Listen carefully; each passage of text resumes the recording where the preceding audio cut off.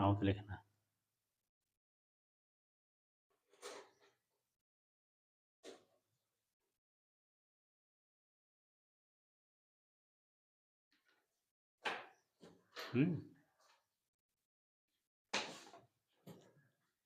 नमस्कार प्यारे बच्चों, आर के स्टडी केयर हिंदी चैनल में आप सबका हार्दिक स्वागत है। आशा है कि आप सब लोग स्वस्थ होंगे। आइए आज हम लोग हिंदी में शब्द विचार पढ़ेंगे। हिंदी में शब्द विचार क्या चीज़ है? जैसा कि हम लोग वर्ण पढ़ चुके हैं, वर्णों के व्यवस्थित समूह को वर्णमाला कहते हैं, हम लोगों ने पढ़ा। लेकिन शब्द जो होते हैं वो एक या एक से अधिक वर्णों से मिलकर के बने हुए होते हैं। ये 4 प्रकार के होते हैं। शब्द को व्याख्यायित करने के लिए, शब्द को विस्तृत रूप से जानने के लिए आइए हम लोग शब्द विचार को पढ़ते हैं।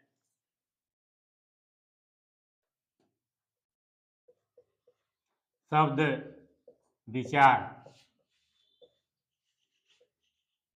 परिभाषा है।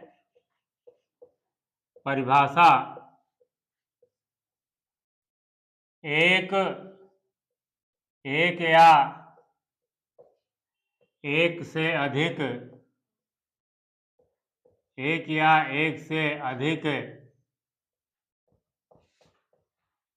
वर्णों के योग से बने, एक या एक से अधिक वर्णों के योग से बने स्वतंत्र व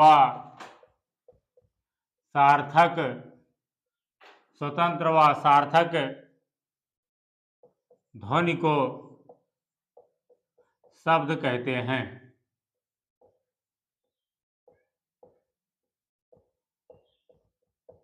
एक या एक से अधिक वर्णों के योग से बने स्वतंत्र व सार्थक ध्वनि को शब्द कहते हैं। कभी कभी एक वर्ण का ही एक शब्द हो जाता है। तो इनके योग से जो स्वतंत्र और सार्थक, जिनका कोई अर्थ होता है, ऐसे ध्वनि को हम शब्द कहते हैं। आइए हम लोग आगे जानेंगे शब्द के भेद। शब्द के भेद, शब्द के मूल रूप से 2 भेद होते हैं। एक होता है सार्थक शब्द और दूसरा होता है निरर्थक शब्द।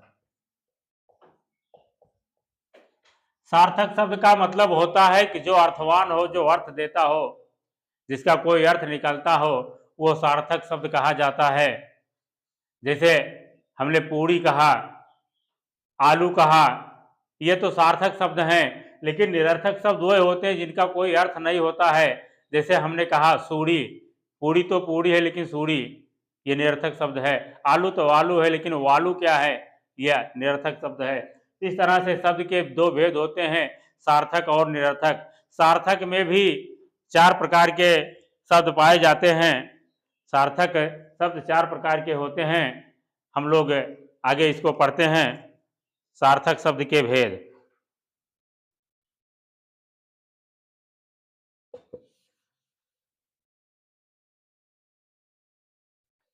आगे हम लोग सार्थक शब्द के भेद पढ़ेंगे। उन भेदों का हम वर्गीकरण पढ़ेंगे।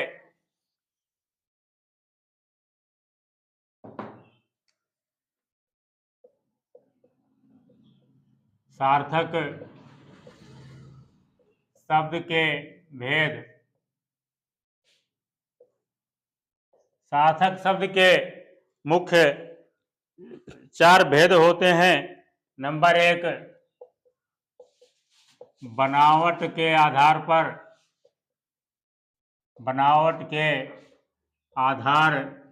शब्द। बनावट के आधार पर शब्द जो होते हैं ये 3 प्रकार के होते हैं। इनको हम लोग रूढ़ शब्द, दूसरे को हम यौगिक शब्द तथा तीसरे को योग रूढ़ शब्द कहते हैं। बनावट के आधार पर शब्द 3 प्रकार के होते हैं, रूढ़ शब्द, यौगिक शब्द और योग रूढ़ शब्द। दूसरा है हमारा उत्पत्ति के आधार पर शब्द। उत्पत्ति के आधार पर शब्द। उत्पत्ति के आधार पर ये जो शब्द होते हैं ये 4 प्रकार के होते हैं। तत्सम शब्द, तद्भव शब्द, देशज शब्द और विदेशज शब्द। उत्पत्ति के आधार पर शब्दों को 4 भागों में बांटा गया। सबसे पहला तत्सम शब्द, दूसरा है तद्भव शब्द, तीसरा देशज शब्द और चौथा विदेशज शब्द। तत्सम का मतलब होता है कि जो संस्कृत भाषा से सीधे हिंदी में ला करके बिना किसी परिवर्तन के रखे जाते हैं, उनका प्रयोग किया जाता है, उन्हें तत्सम कहते हैं। तद्भव शब्द हम उन्हें कहते हैं कि जो परिमार्जित करके तोड़ मड़ोड़ करके लिखा जाता है, भाषा में प्रयोग किया जाता है, उसे हम तद्भव कहते हैं।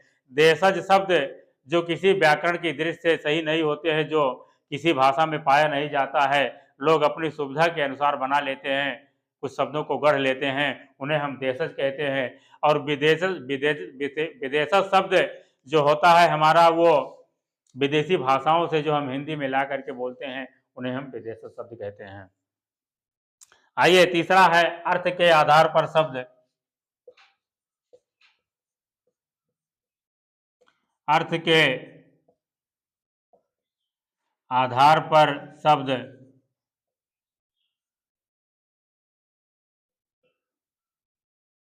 अर्थ के आधार पर भी शब्द 3 प्रकार के होते हैं।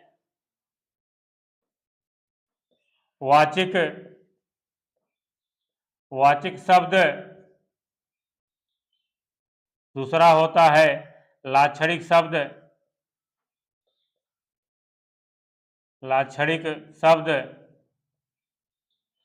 और तीसरा होता है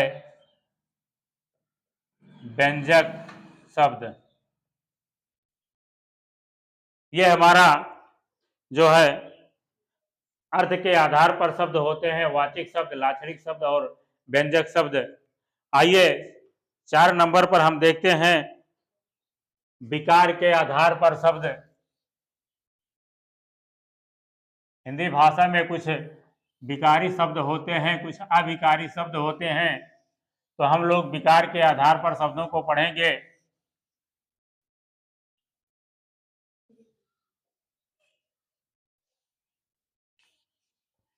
विकार के आधार पर शब्द हमारे जो होते हैं वो 2 प्रकार के होते हैं। विकार के आधार पर शब्द। विकार के आधार पर शब्द 2 प्रकार के होते हैं।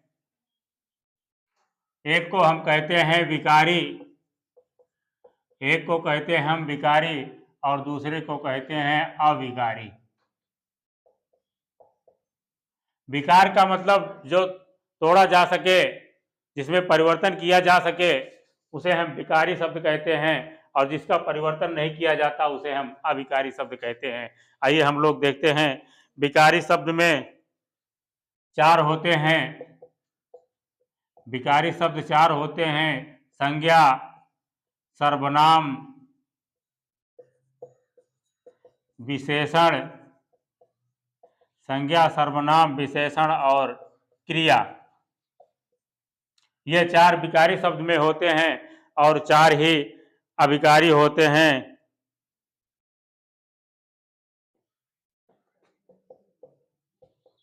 क्रिया विशेषण, क्रिया विशेषण,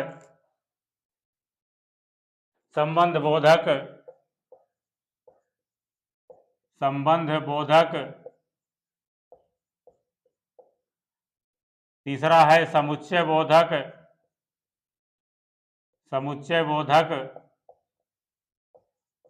और चौथा है विस्मयादि बोधक।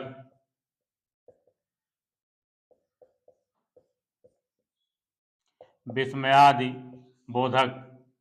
इस तरह से हम लोगों ने जो है शब्दों को पढ़ा। इस तरह से हम लोगों ने सार्थक शब्द के 4 खंड पढ़े, उसमें अनेकों उपखंड बांटे गए हैं। आशा है कि आप लोगों को यह टॉपिक अच्छे से समझ में आया होगा, ये प्रकरण आपको अच्छे से समझ में आया होगा। और इसमें जो बताया जा रहा है विकार के आधार पर विकारी शब्द और अभिकारी, इसमें संज्ञा, सर्वनाम, विशेषण, क्रिया, अभिकारी में क्रिया विशेषण, संबंध बोधक, समुच्चय और विस्मयादि बोधक, इन सबकी जानकारी सभी का विश्लेषित अध्ययन हम लोग अगली कक्षा में पढ़ेंगे। तब तक के लिए जय हिंद, जय हिंद।